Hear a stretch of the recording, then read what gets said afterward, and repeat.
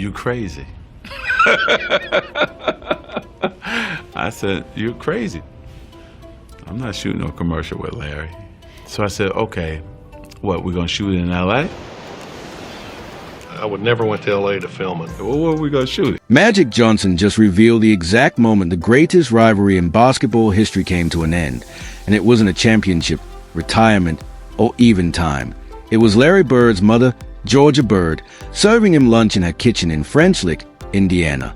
This has been Magic Johnson, the 5-time NBA champion, 3-time Finals MVP, 12-time All-Star, and one of the 2 men who saved the NBA alongside his greatest rival. And when Magic speaks about Larry Bird, you listen, because for nearly a decade these 2 legends genuinely hated each other. This wasn't manufactured drama or media hype. The rivalry was real. The Lakers and Celtics embodied 2 completely different worlds, and the bitterness ran so deep that Pat Riley famously told his Lakers players never to help a Celtics player off the floor. But here's what almost everyone misunderstands about the Magic Bird rivalry. People believe their greatness came from their hatred and relentless competition, when in reality their greatest strength was that they were almost identical. They shared the same obsession with winning, the same relentless work ethic, and the same refusal to lose. They were, in many ways, the exact same person wearing different jerseys. Magic realized that long before they ever faced each other in the NBA. The first time he watched Larry Bird play was during the World Invitational Tournament, just months before their legendary NCAA championship showdown.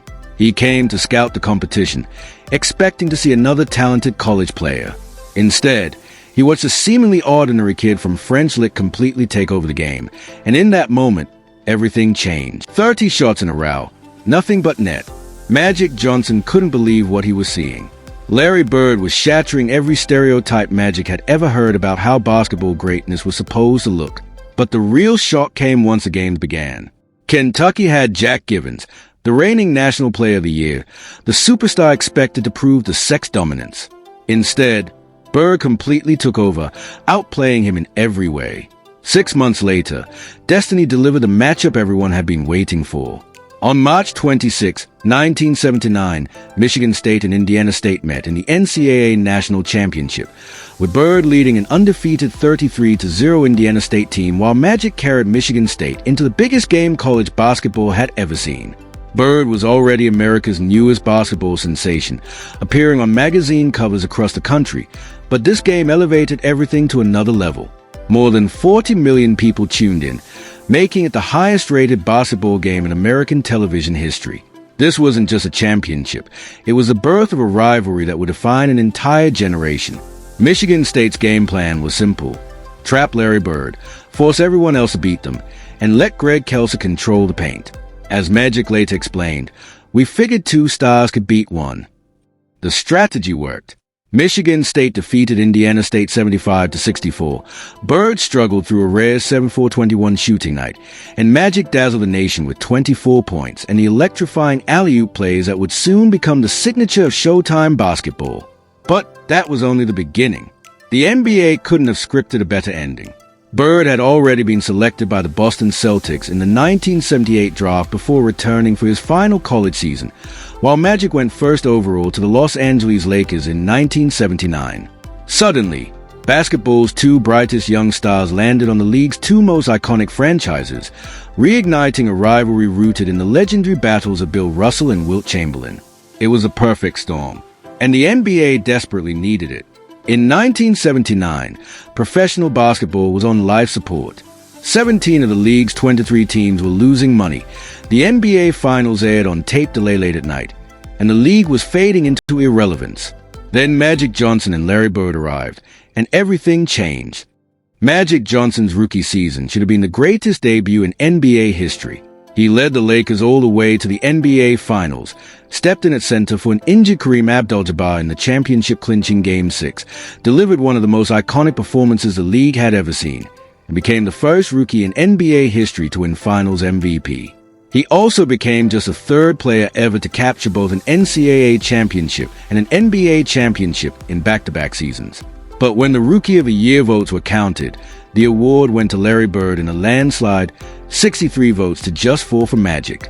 It was another chapter in a rivalry where every accomplishment by one seemed to be answered by an even bigger victory for the other.